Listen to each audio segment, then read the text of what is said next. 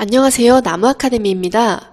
저희 사이트는 국어 내신 대비 학습 자료를 제공하는 사이트입니다. 오늘 강의에서는 수능 특강 극수필 세 번째 해유록 지문을 분석을 해보도록 하겠습니다. 자, 지문을 본격적으로 살펴보기 전에 이것이 무엇에 대한 내용인지를 먼저 간단히 살펴보도록 하겠습니다. 이 작품은요, 조선 후기 문신인 신유한이 통신사의 일행으로 일본을 방문했던 경험을 기록한 기행문입니다. 자, 그래가지고 이제 이 구성도 어디에서 겪은 어떤 일들인지를 좀 확인을 해보시면서 읽어보시면 되겠습니다. 자, 그렇다면 본격적으로 구체적인 내용 한번 살펴보도록 하겠습니다. 자, 미시와 신시 사이에 도모노우라에 도착했다. 자, 아까 여정에 대한 글이라고 했잖아요. 그래서 지금 도착지 도모노우라에 대해서 나오고 있네요. 그래서 기행가사의 특징이 드러나고요. 이러한 여정이 지금 제시되고 있습니다. 자, 그런데 여러 일본인들이 극구 말리며 어쩌고저쩌고 이렇게 글이 내용이 나오고 있고요. 자, 그래서 도착하니 이미 저물녘이었다라고 말하고 있습니다. 자, 태수, 스시마 번주는 큰 길가에 숙소를 마련하여 통신사를 접대하는 것이 모두 관백의 명령에 의한 것이라 말하고, 여기서 준비한 것은 다시 되돌릴 수 없으니 그대로 우시마도까지 갔다가는 통신사를 호위하는 자기네가 국법을 어겨 죄를 짓게 되는 것이라며 애써 우리를 설득했다. 자, 무슨 내용이냐면요, 원래는 더 가려고 했지만 일본인들이 말리면서 좀 기다려야 된다고 했어요. 왜냐, 이제 우리나라 사신들을 정성껏 대접하는 그 태수의 모습이, 태수의 태도가 등장을 하고 있고요. 이 태수가 통신사 일행을 접대하는 것이 관백의 명령이었던 거예요. 그래서 그냥 자기네들이 우시마도까지 가면 국법을 어기는 것이니까 좀 기다려달라 얘기를 하고 있어요. 그래서 도모노우라에 머물게 되었습니다. 자, 숙소는 후쿠젠지였다 표현하고 있고요. 자, 절은 해안의 산 아래에 있었는데 건물이 매우 크고 시설이 굉장했다. 항구에서 숙소까지는 6, 7리쯤 되었다 라고 하면서 자신이 관찰한 이 절의 위치나 규모, 그리고 항구에서 숙소까지 구체적인 수치로 거리를 제시하고 있습니다. 또 길가에는 여러 겹의 자리를 깔아서 티끌 한 점 없었고 굉장히 청결하다는 것을 또 표현하고 있고요.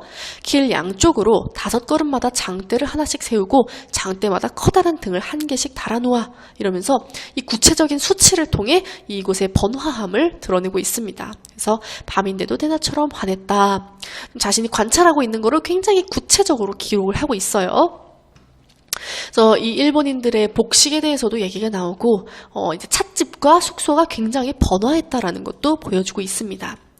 그래서 이 숙소로 가는 길에 느꼈던 가는 길과 숙소에 대한 인상은 굉장히 청결하고 번화했구나라는 것을 굉장히 꼼꼼하게 관찰하여 한 내용을 묘사함으로써 상세하게 서술하고 있습니다. 자, 그래서 해안의 산이 높아 바다를 굽어보고 있는 어쩌고 하면서 이제 이것에 대해서 풍경을 묘사하는데요. 그거를 칼로 깎은 듯 했다라고 하면서 비유법이 나타나고 있죠. 그래서 둑이 굉장히 정돈되어 있었다라는 걸 알 수 있었고요. 나무 종류의 열거를 하면서 여러 나무가 숲을 이루어 사방을 둘렀고 그 그림자가 물 위에 거꾸로 비쳤다라고 표현함으로써 이 후쿠젠지가 위치한 해안이 굉장히 아름답다는 것을 열거와 비유를 통해 강조하고 있습니다. 그래서 이 통신사 일행이 모두 일본에서 가장 빼어난 경치라며 감탄을 했대요. 자, 대위에 지은 층층집은 처마가 날렵했고 푸르게 분칠한 것이 구름 밖으로 빛났다. 자, 색채어를 통해서 이 절에서 느껴지는 신비로움을 시각적 이미지로 나타내고 있고요. 이 배 위에서 바라보니 마치 신선이 사는 곳 같았다라는 비유를 통해서 이 배 위에서 본 절의 모습이 너무나 신비로웠다라고 생생하게 전달을 하고 있습니다. 자, 숙소가 이제 후쿠젠지 서쪽에 있는 넓고 탁 트인 곳이었는데 가장 높은 곳에 있어서 마을을 한눈에 내려다볼 수 있었던 것 같아요.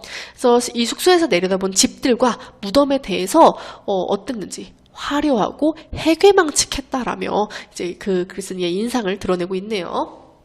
왜냐하면 집 옆에 무덤을 쓰고 있었기 때문이에요. 자, 보시면은 울타리 옆 빈토에는 구덩이를 파서 무덤을 만들고 돌을 쌓아 올렸다라고 하면서 이 무덤 속의 사람과 더불어 먹고 자는 일상생활을 함께하는 모습이 해괴망측했다라고 느꼈다는 겁니다. 자, 이야기가 중략되고요. 오사카가 나타납니다. 이제 여정의 또 다른 지역이네요. 오사카의 서적이 많은 것은 실로 천하의 장관이라 할 만하다라고 하면서 이 오사카의 많은 서적에 대해서 평가하고 있습니다. 자, 우리나라 명연의 문집 가운데 일본 사람들이 가장 존중하는 것은 퇴계집이다 라고 표현을 하고 있네요. 일본 사람들이 가장 존중하는 우리나라 명현의 문집을 이제 퇴계집이라고 표현을 하면서 집집마다 읽고 외우고 있으며 일본 문인들이 필담할 때 가장 먼저 묻는 것도 이 퇴계집이라고 말하고 있습니다. 자, 그래서 일본 사람들이 퇴계에 대해서 좀 존중하고 있음을 짐작할 수 있는 이런 질문들도 있었고요. 그래서 이런 질문이 몹시 많아 이루 다 기록하지 못할 정도였다라고 합니다.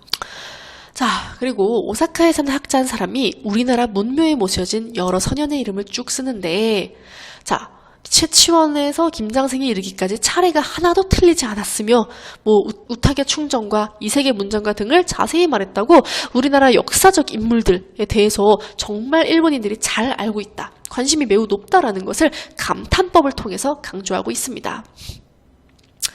자, 그래서 이것이 좀 괴이하게 여겨져서 조형의 후손이 있는가 하면서 의구심이 들어서 시험하기 위해 물었더니 모른다고 대답을 했다네요. 자, 그래서 대체로 자기 나라의 일에는 아주 어두웠으나 이는 일본의 문헌이 거의 남아있지 않아 지난 수백 년 동안의 일이 모두 눈 위에 세 발자국같이 사라졌기 때문이다 라고 원인을 설명해주고 있어요. 그래서 일본인들이 우리나라에 대한 일은 정말 잘 알지만 자기 나라의 일에는 아주 어두운 이유가 일본의 문헌이 거의 남아있지 않기 때문이다 라는 것을 이렇게 표현을 하고 있습니다. 자, 또한 일본이 이제 우리에 대해서 잘 알게 된 것이 이 통신사의 왕래가 계기가 되어서 일본의 서적과 배움이 많아졌기 때문이라고 또 설명하고 있어요. 자, 가장 통탄스러운 것은 이제 해사록, 징비록과 같이 조선과 일본 사이의 기밀을 기록한 책이 많은데 이것들이 모두 오사카에서 출판되고 있다는 사실을 굉장히 통탄스러워하고 있습니다. 적을 정탐하여 적에게 일러주는 것과 무엇이 다르겠는가 라며 이게 이제 그거랑 같다고 서리적인 표현으로 표현을 하고 있습니다.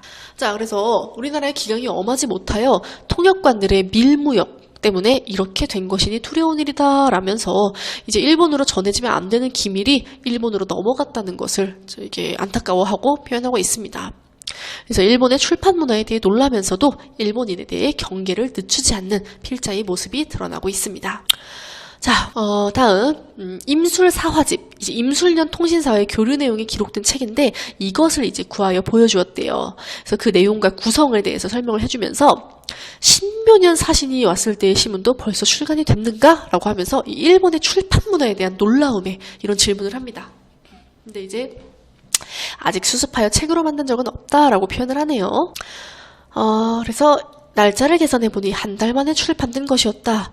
일본 사람들이 일버리기를 좋아하고 명성을 좋아하는 습성은 거의 중국 사람들이나 다름없었다라고 하면서 이 일본 사람과 중국 사람에 대한 부정적인 시각이 드러나고 있습니다. 자, 그래서 이 오사카에서는 일본인들과 우리나라 명연에 관한 필담을 주고받으며 일본의 출판 문화에 대한 경이로움을 느끼면서도 동시에 일본인에 대한 경계심을 늦추지 않는 필자의 모습을 확인할 수 있었습니다. 자, 그래서 이렇게 관찰한 내용을 꼼꼼한 묘사를 바탕으로 상세하게 서술한 특징 확인할 수 있고요. 여정에 따른 이 주보식 구성이 나타나며 일기체 형식으로 자신의 경험을 사실적이고 생동감 있게 표현했다는 점을 확인할 수 있습니다.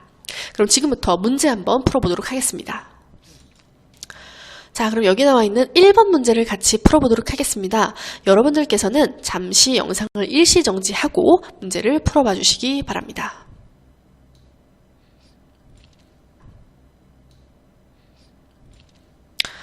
네, 그러면 같이 문제 해설해 보겠습니다. 이제 보기에서는 이 해유록에 대한 설명이 나와 있는데요. 자, 이것을 바탕으로 이해한 것으로 가장 적절한 것은 1번입니다.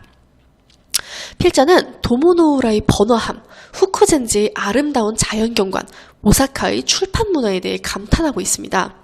이는 일본이 조선보다 못하다는 이 인식을 벗어난 것으로 이제 보기에서 나타나는 새로운 시각에 해당합니다. 그런 점에서 1번이 정답이라고 볼 수 있습니다.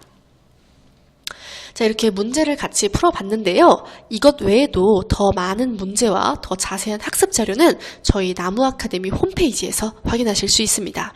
감사합니다.